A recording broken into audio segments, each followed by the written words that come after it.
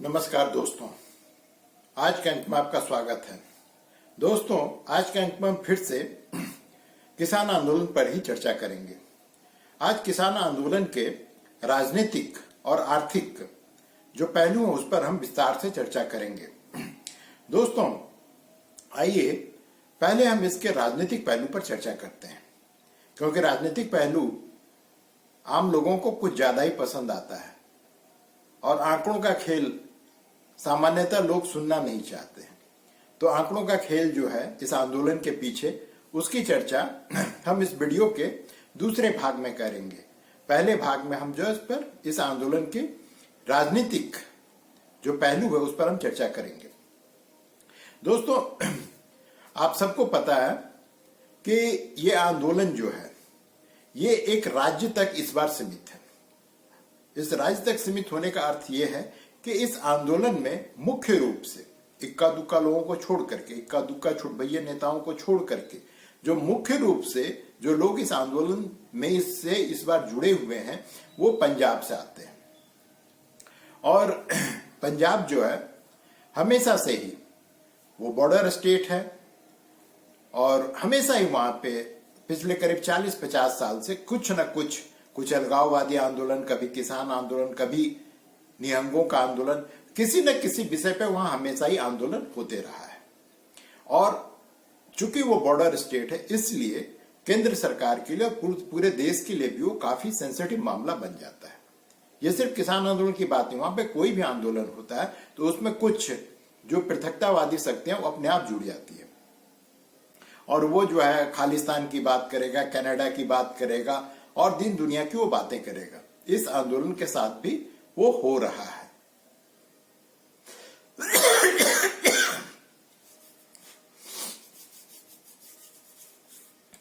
इस आंदोलन में भी आप बहुत सारे वीडियो क्लिप अब तक देख चुके होंगे जिसमें लोग कह रहे हैं कि दिल्ली से तो लाहौर काफी नजदीक है हमारे लिए, अर्थात पंजाब के लिए, हम जो है सो पाकिस्तान में मिल जाना चाहते हैं। कुछ लोग कह रहे हैं कि हम खालिस्तान बनाना चाहते हैं और कुछ लोग तो इस हद तक आ चुके हैं कि अपने जो ट्रैक्टर लेके आए उसमें कनाडा का जो राष्ट्रीय चिन्ह है, इंसिग्निया है और वहां का जो झंडा है वो आगे लगा के आ रहे हैं। अब आप सोचिए कि किसी भी देश का कितना भी कमजोर या मजबूत सरकार हो, वो कभी भी विदेशी शक्तियों को प्रश्रय देगा? उत्तर है नहीं। अगर केंद्र में कांग्रेस की सरकार होती तो क्या इस तरह के जो प्रदर्शनकारी हैं, जिनकी मांग और जिनके आंखों में खालिस्तान का सपना बसा हुआ है, क्या उससे वो बात करती? लेकिन इस सरकार के, मोदी सरकार की देखिए कि वो फिर भी अपने 3-3 मंत्रियों को चंडीगढ़ भेजती है आंदोलन प्रारंभ होने से एक दिन पहले, और इनसे बात रात में 2 बजे तक इनसे चर्चा की जाती है। और जैसा कि अर्जुन मुंडा ने स्पष्ट किया कि हम लोग काफी बातों पर सहमत हो चुके थे, लेकिन इस आंदोलन के बीच कुछ ऐसी शक्तियां जो नहीं चाहती थी कि सरकार के साथ समझौता हो और बात नहीं बन पाई। सरकार अभी भी बातचीत के मूड में है, लेकिन आप इस तरह के दंगाइयों से, इस तरह के जो पृथकतावादी शक्तियां हैं, क्या उससे सरकार को बात करना चाहिए? ये एक प्रश्न है जिसका उत्तर आप लोग ज्यादा अच्छी तरह से दे सकते हैं। अब इसके जो हमारे देश के राजनीतिक दल हैं उसका इस आंदोलन के प्रति क्या दृष्टिकोण है? सबसे पहले तो आप ये जान लीजिए कि पंजाब में आपकी सरकार है। आपकी सरकार ने इन लोगों को, इन पृथकतावादी शक्तियों को जो किसान आंदोलन के भेष में दिल्ली आना चाहते हैं, उनको खुली छूट दे रखी है। कुछ जानकारों का तो यहां तक आरोप है कि इन्होंने, अर्थात आपने, वहां पर चुनाव जीतने के लिए जो पृथकतावादी शक्तियां, जो खालिस्तानी शक्तियां हैं, उनसे मदद ली थी। और इसके बारे में कोई और नहीं, जो पनवंत सिंह पन्नू है, जो कनाडा और अमेरिका का जिसके पास नागरिकता है, उसने कहा था कि हमने इसे लाखों डॉलर इलेक्शन के लिए दिए थे। अब पता नहीं इसमें कितनी सच्चाई है, क्या सच है क्या झूठ है, लेकिन उसने ऐसा कहा था। और बार बार आप सरकार पे आरोप लगती रहती है कि ये पृथकतावादी शक्तियों को से मदद लेता है, और जब भी पृथकतावादी शक्तियां कुछ करना चाहती है तो ये अपना मुंह दूसरी ओर मोड़ लेता है या आंख मूंद लेता है। तो इस बार भी दोस्तों इस आंदोलन को आपका पूरा समर्थन है। अब इस चीज को समझिए, लोकसभा का चुनाव होने वाला है, वहां पर कांग्रेस और लोकसभा इन दोनों के बीच अभी तक सीट का बंटवारा नहीं हो पाया है और ये पेच फंसा हुआ है। आपका कहना है कि हम यहाँ पे सारे कांग्रेस में सभी लोकसभा सीटों पे हम अकेले चुनाव लड़ेंगे। अब कांग्रेस क्या करेगी, क्योंकि वहां पे भाजपा का कोई वजूद नहीं है। भाजपा का कोई वजूद नहीं, कभी कभी 1-2 सीट जीत लेती है। जो वहां पे अकाली दल है, वो जब 2 साल पहले आंदोलन हुआ था तो उसने केंद्र सरकार से किसानों का समर्थन करते हुए इस्तीफा दे दिया था। इस्तीफा दे दिया, उसके बाद में उसकी क्या गत हुई विधानसभा में, ये सब जग जाहिर है। दरअसल उस आंदोलन का फायदा अगर किसी को हुआ है तो आप हैं, और अब कांग्रेस इस आंदोलन का फायदा उठाना चाहती है। जो उस समय किसान नेता थे वो अपनी औकात जान चुके हैं। वो भी इलेक्शन में, विधानसभा चुनाव में वो प्रत्याशी के रूप में खड़े हुए थे, वो उम्मीदवार थे, लेकिन उनको नोटा से कम वोट मिला। तो इस बार जो है वो अपना दुम दबा के पीछे खिसक लिए।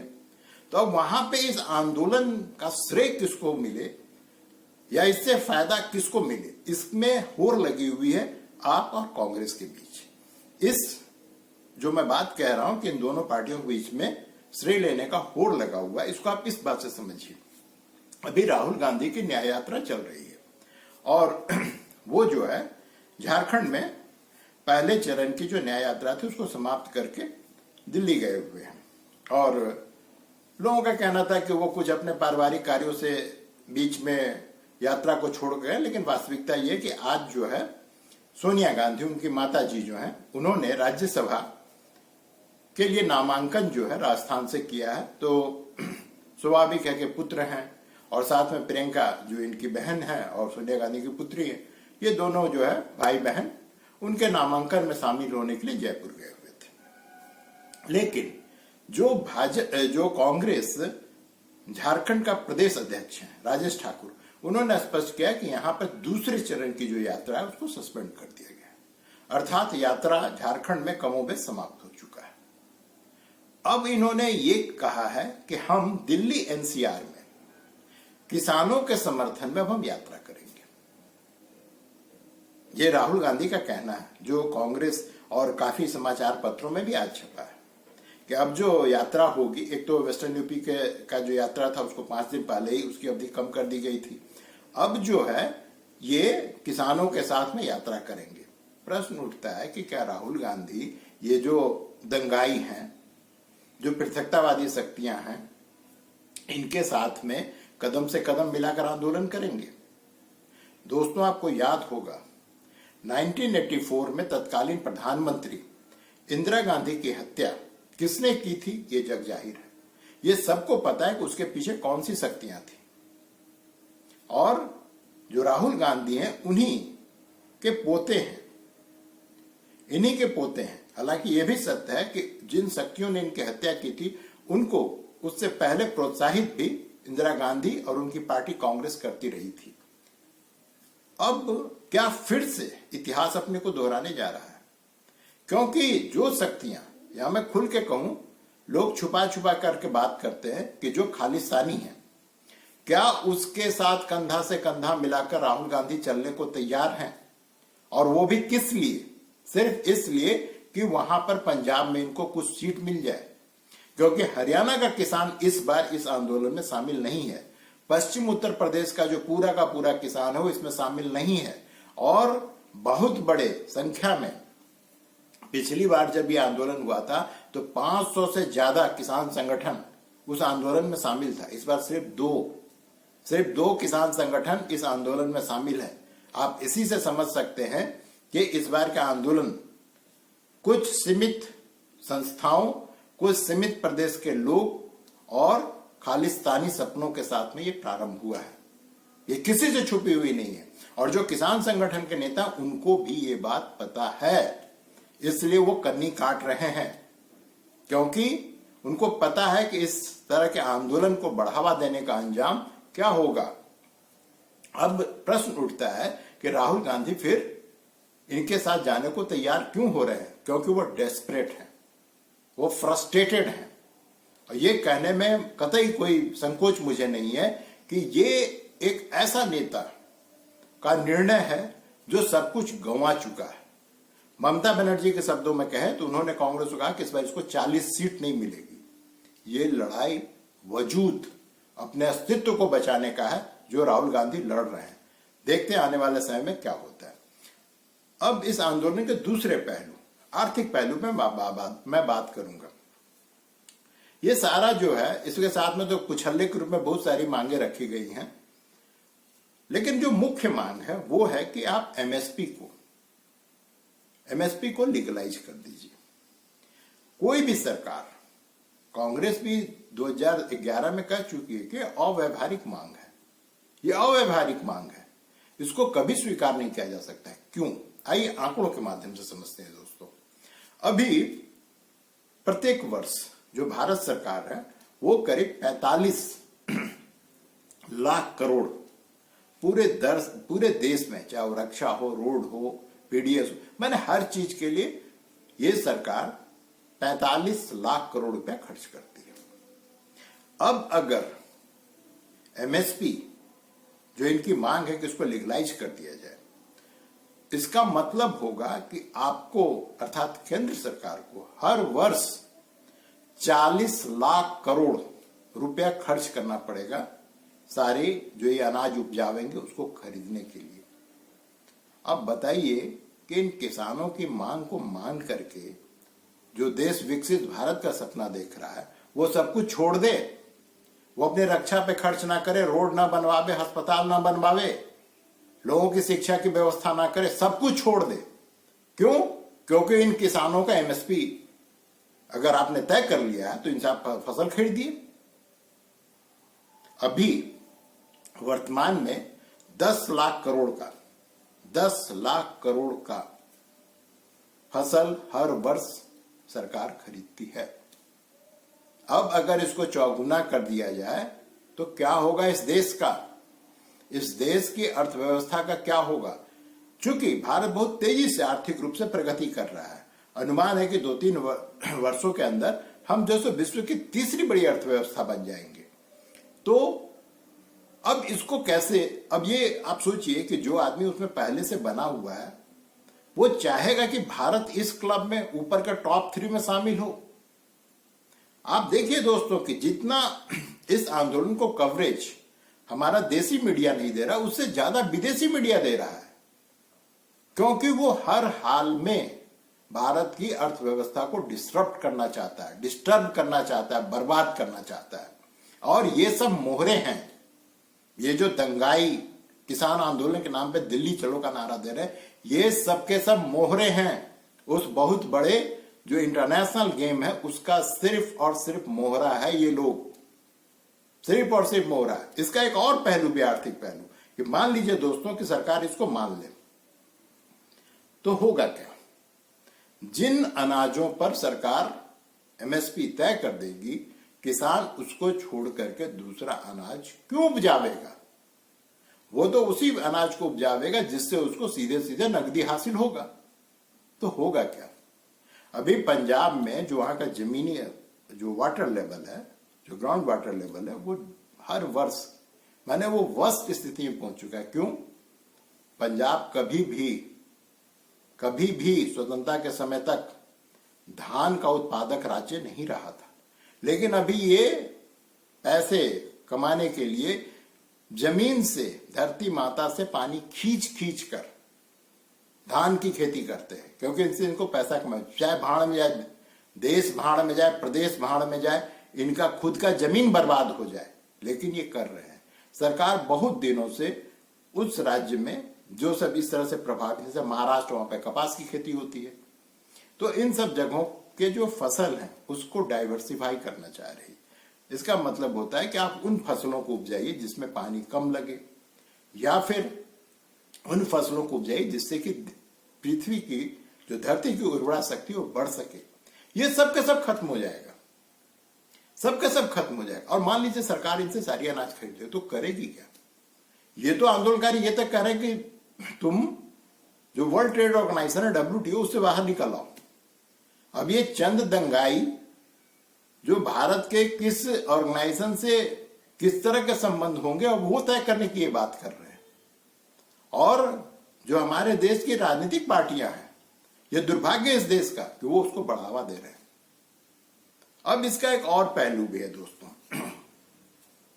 कि मान लीजिए कि अगर अनाज खरीद ले तो भाई करोगे क्या उसका? फिर आप समाचार पत्रों में पढ़ेंगे उस एफसीआई गोदाम में पानी में इतने अनाज सड़ गया, इतने चूहे खा गए, और अंततः होता क्या, शराब कंपनियां उसको औने पौने भाव में खरीदेगी और दारू बना के बेचेगी। आप ये चाहते हैं? जो लोग इसका समर्थन करने को उतारू हैं वो ये चाहते हैं। एक और पहलू इसका कि मान लीजिए कि अभी वर्तमान में 2200 या 2250 रुपए प्रति क्विंटल जो है धान की खरीदी की जाती है, तो जो निम्न स्तर का चावल होता है वो भी 30-32 रुपए किलो होता है। अब मान लीजिए कि इनके एमएसपी की मांग को मान लिया जाए तो खरीदी जो है करीब 35 रुपए में होगी, तो आपको चावल आपके प्लेट में कितने रुपए का मिलेगा? मैंने इन किसानों को जो तथाकथित अन्नदाता, मैं इनको अन्नदाता नहीं मानता हूं, ये व्यवसायी हैं, ये अन्न का उत्पादन करते हैं जिससे हम और आप खरीद कर खाते हैं। ये मुफ्त में हमको नहीं देता है चावल। ये चावल गेहूं का उत्पादक है, ये अन्नदाता नहीं है। और इसके लिए हमारे और आपके टैक्स के पैसे से इनको बहुत सारे सब्सिडी दी जाती है। बिजली पे सब्सिडी दी जाती है, खाद पे सब्सिडी दी जाती है, जो ये इरिगेशन करते हैं उन सब पे इनको सब्सिडी दी जाती है। इसलिए अन्नदाता कहना तो इनको छोड़ दीजिए। ये अन्न उत्पादक हैं जिनसे हम और आप खरीद कर खाते हैं। ये जो महिमा मंडित करने की कोशिश जो मीडिया के एक वर्ग द्वारा किया जाता है वो अपने आप में गलत है। और इस तरह के लोगों को जब तक आप बढ़ावा देते हैं, क्या बिहार में किसान नहीं है, झारखंड में किसान नहीं है, उत्तर प्रदेश में किसान नहीं है, और देश के अरे भाग साउथ में, नॉर्थ में, ईस्ट वेस्ट कहीं किसान नहीं है। किसान सिर्फ पंजाब में है और जिसको सब कुछ चाहिए। और ये हमेशा ही जब भी इनकी मांग अगर जेन्युइन हो, सरकार को जरूर सुनना चाहिए। मैं ये नहीं कहता हूं कि देश का किसान काफी सुखी संपन्न है, उसमें बहुत सारी